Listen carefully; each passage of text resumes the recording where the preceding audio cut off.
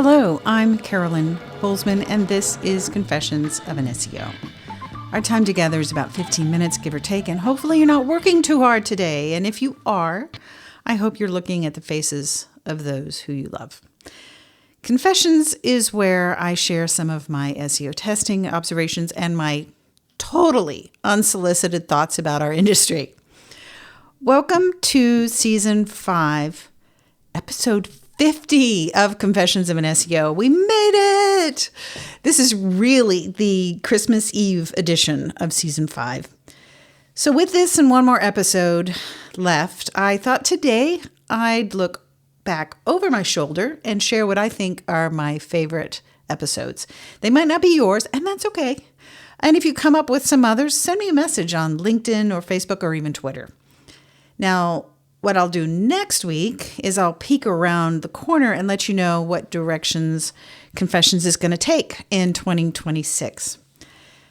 And before we get started, this little story was just too juicy to leave out. This week we learned how SEO made the news in the Epstein scandal. I know, it made me laugh too. Reporting and documents between him and what we assume is his SEO team, they were doing all this reputation management. And the methodology seemed to be that they had a team of people that would file complaints about negative articles, promote the positive articles that they wrote, and publish articles about someone else named Jeffrey Epstein, who is a plastic surgeon, in order to sort of muddy the waters and make people think, well, maybe it's not that Jeffrey Epstein. But the part I particularly appreciated was the SEO company's response in 2010 to their now dissatisfied customer who was complaining that despite what he had paid, the articles were still on the internet, and he had hired them thinking they would make the mess go away, and he was paying too much to have this done.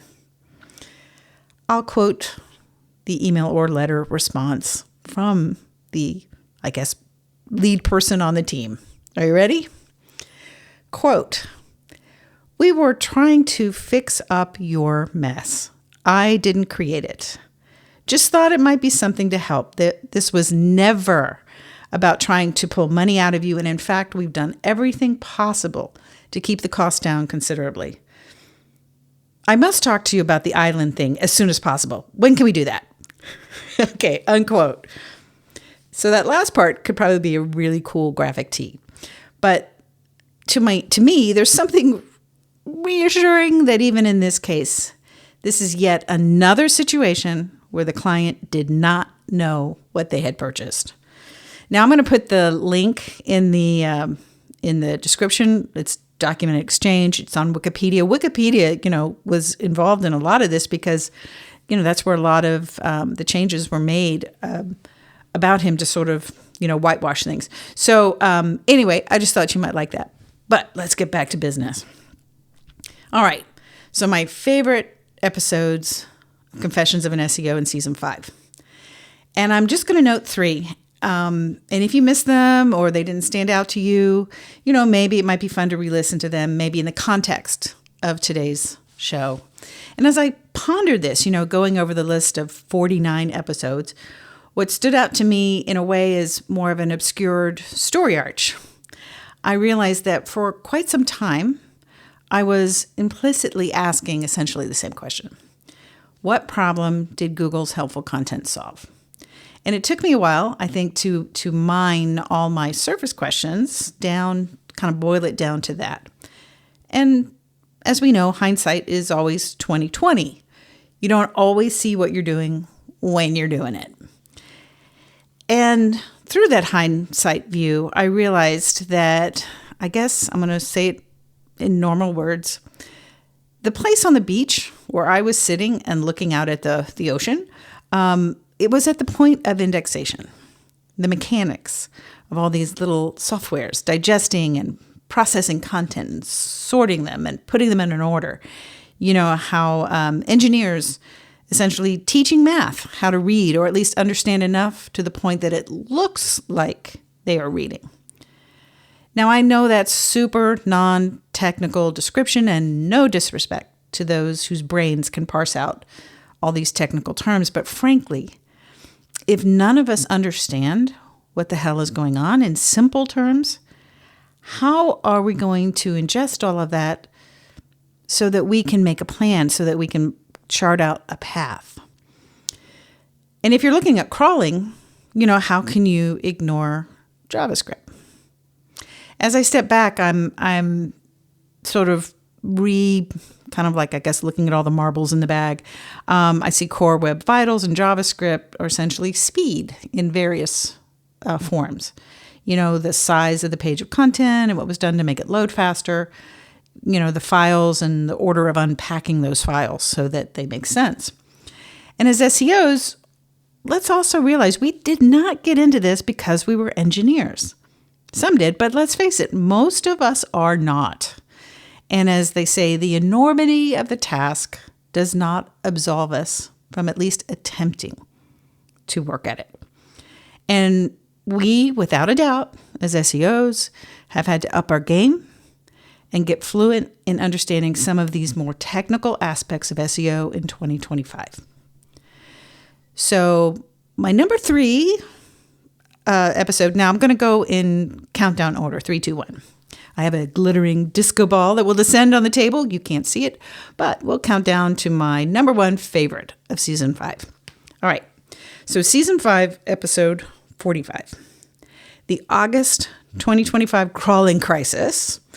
That show was more of a deeper than normal dive into what happened when Googlebot disappeared in some of these massive sites. It wasn't spread out across the entire internet, which was kind of great.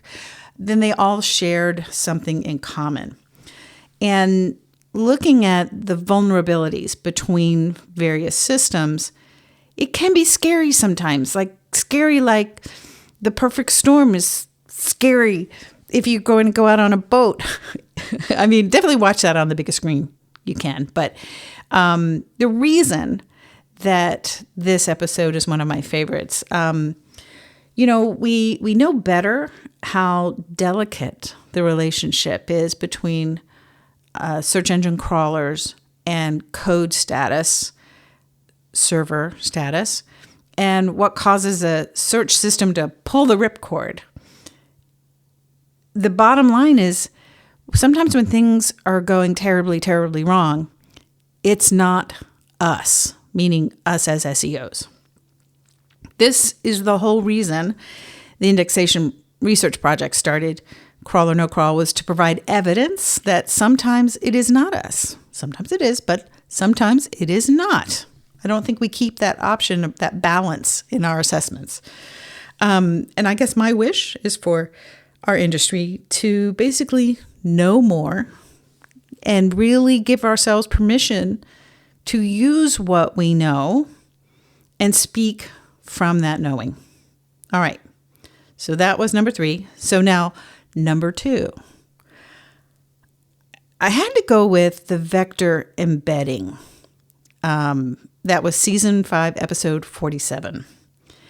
So in this one is where I'm perhaps more technically precise in the underpinning feature in my helpful content analysis as it related to the table of content anchor links. And if you don't know what those are, I explain it all in the episode. But what I was seeing was that the URLs were getting treated as separate URLs unrelated to the canonical page where all those links are posted. Like, you click at the top and it pushes you down. Now, again, it's all about the math. And we as SEOs can be more critical when it comes to duplicate content. The vector aspect of this, vector embedding, is where they convert the content into numbers, which is to say all those entities into numbers. And then it can make sense of how closely related are these entities, et cetera, et cetera. And vector embedding obviously is also all about the speed of retrieval. And it's also a very helpful operational definition of duplicate content. So if there's a paragraph, let's say on the canonical URL, let's say they vectorize that, paragraph 2. And let's say that same paragraph 2 is vectorized on the URL, but this time it's the URL with the hashtag. It's one of those anchor links. So now we have essentially, because the content doesn't change on the anchor link, right? So you have page A and effectively hashtag page A, and they're the same. So these same 2 paragraphs have now been vectorized. So if that one is converted to numbers and the same paragraph on another URL, which is the same page, is vectorized, you can kind of see how they would be interpreted as identical. And if it's identical, that's not going to go well for that domain. And I'm trying to also track down, which is to say, like, I'm searching during commercials, and on search engines and AI. I believe I heard this from someone who said that as a rule, AI, these large language models, they don't respect the canonical tag. It just crawls. Well, that sure sounds like what I was seeing in the helpful content data, treating anchor links like separate URLs in the data. So also, Google by mid-year started saying that maybe we, meaning people who create these sites, should lay off those table of contents because they might not be helping us anymore. Now, I promise you that as SEOs, we can be more fluent in these technical aspects of information retrieval without having to be a math genius or developer. You know, there's some point we have to realize that some version of us doesn't need to totally understand electricity to be able to flip a switch on or off or change the plate on the plug. All right? Just saying. All right, now for the crowning moment, my number 1 favorite. This one combines crawling, AI, and indexation data. Season 5, episode 49. And this is the one where the title of it is Written in the Logs, Google Others Gemini Alignment. I kind of think this might be my favorite of all the seasons as well, but time will tell. In this episode, I share my observational data that when they launched Gemini 3, literally almost the same day, in the server logs, 2 things started to happen. First of all, the Google Other crawler family had a baby. And you can listen to the episode if you haven't already, but it was a new crawler that started showing up. And it's what it did is the second thing. So again, in the server logs, I observed an old type of crawling and render crawling behavior where mobile, in this case, Googlebot, wasn't doing it. It was Google Other. Mobile Google Other with Chrome did the HTML crawl, the regular content that you can see on the page. And desktop Google Other with Chrome did the rendering. That's where they pull the JavaScript pieces. That's the basis of my indexation research. Now, this particular behavior, this sort of same Chrome build, but mobile doing HTML and desktop doing the rendering, that has not been observed in my data for over 2 years. It used to be how Googlebot normally crawled. And now I'm seeing a return of that behavior in using Google Others. And I believe it relates directly to the Gemini 3 aspect of things. So I think it was really cool. The timing was kind of a clue, and the crawlers were the smoking guns. What an exciting time to be in this business. All right, guys, that's it for me this week. Thank you for being a listener. Come back next week, and I'll have my forward look into 2026 and what it may mean for us. I appreciate the comments that come in. If you have one, text it to 512-222-3132. And Indexzilla is my indexer tool. You can find it at indexzilla.io, because now more than ever, AI makes the indexation of your content into Google essential.